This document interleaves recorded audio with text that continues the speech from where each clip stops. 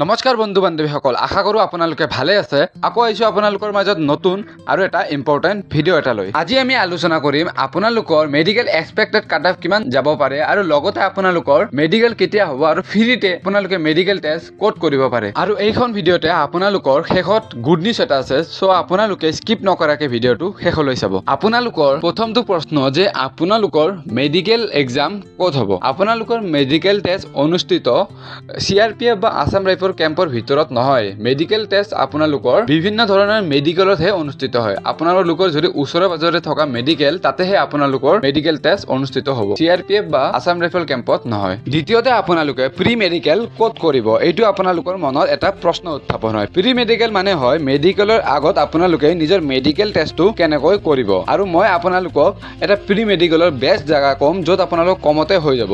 আপোনালোকে প্ৰথমতে কি কৰিব, আপোনালোকে ইউটিউবত চাই ল'ব যে আপোনালোকৰ মেডিকেল টেষ্টত কি অনুষ্ঠিত হয়। আৰু ইউটিউবত চোৱাৰ পিছত আপোনালোকে নিজৰ বডিত চাব যে আপোনালোকৰ কোন কোন প্ৰব্লেমকেইটা হ'ব পাৰে। মানে আপোনালোকক যদি আশা আছে এইবোৰ মোৰ অলপ প্ৰব্লেম হ'ব পাৰে, সেইবোৰ আপোনালোকে বহি এটাত লিখি ল'ব। আপোনালোকে সেইবোৰ লিখি লোৱাৰ পিছত আপোনালোকে আমাৰ গুৱাহাটী মেডিকেল কলেজ অৰ্থাৎ GMCত আপোনালোকে আহিব। আহি কেনে 10 টকাৰ টিকেট কাটি কেনে সেই গোটেইবোৰ কাউণ্টাৰত ক'ব যে আমাৰ এইবোৰ চেক কৰাব আছে।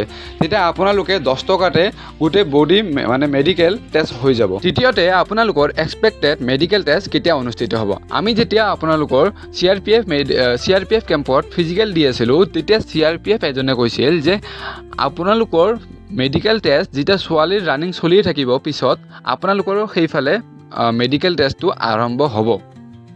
মানে এইফালে আমাৰ ছোৱালীবোৰৰ ফিজিকেল টেষ্ট চলিয়ে থাকিব, সেইফালে আমাৰ ল'ৰাবোৰৰ মেডিকেল টেষ্ট হ'ব। এইটো এটা এক্সপেক্টেডলি কৈ আছোঁ, কিন্তু আপোনালোকৰ যদি ইমান জল্দি নহয়ও আপোনালোকৰ আগষ্টৰ ফাৰ্ষ্ট উইকতে মেডিকেল টেষ্ট হোৱা বহু বেছি সম্ভাৱনা আছে। আৰু শেষত আপোনালোকৰ এটা প্ৰশ্ন যে এইবাৰ মেডিকেলত কাট অফ কিমান যাব। এইখিনিতে আপোনালোকে গুৰুত্বপূৰ্ণভাৱে শুনিব যে আপোনালোকৰ যদি ছোৱালীৰ এইফালে যদি আপোনালোকৰ ফিজিকেল চলি থাকে আৰু ল'ৰাৰ মেডিকেল চলি থাকে, তেন্তে আপোনালোকৰ ফিজিকেলত পাছ কৰা সকলোবোৰ কেণ্ডিডেটকে মেডিকেলত মাতিব। আৰু এইটো আপোনালোকৰ বহু বেছি সম্ভাৱনা আছে এইবাৰ যে মেডিকেলত আপোনালোকৰ সকলোবোৰ কেণ্ডিডেটক মাতিব, কিয়নো যোৱাবাৰো আপোনালোকৰ মেডিকেল আৰু ফিজিকেল একেলগে হৈছিল, তাতে একো মেডিকেলৰ কাট অফ লগা নাছিল। চ' এইবাৰো আপোনালোকৰ মেডিকেলত একো কাট অফ লগা চান্সটো বহু বেছি কম। তথাপিও যদি আপোনালোকৰ মেডিকেলত কাট অফ লাগে, আপোনালোক মেডিকেলত বেছি হাই কাট অফ নাযায়, বেছিতকৈ বেছি আপোনালোকৰ মেডিকেলত কাট অফ যাব পাৰে বেছিতকৈ বেছি 2-3হে প্লাছ হ'ব। কিয়নো আপোনালোকেও ভালকৈ গম পাইছে যে এইবাৰ RFID ইউজ কৰাৰ বাবে বহু বেছি কেণ্ডিডেট ফিজিকেলত বেয়া কৰিছে।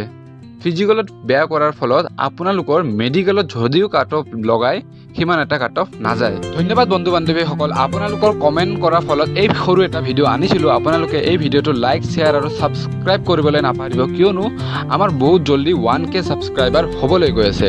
আপোনালোকে আমাৰ এই চেনেলটো ছাবস্ক্ৰাইব কৰি 1K ছাবস্ক্ৰাইব কমপ্লিট কৰি দিয়ক।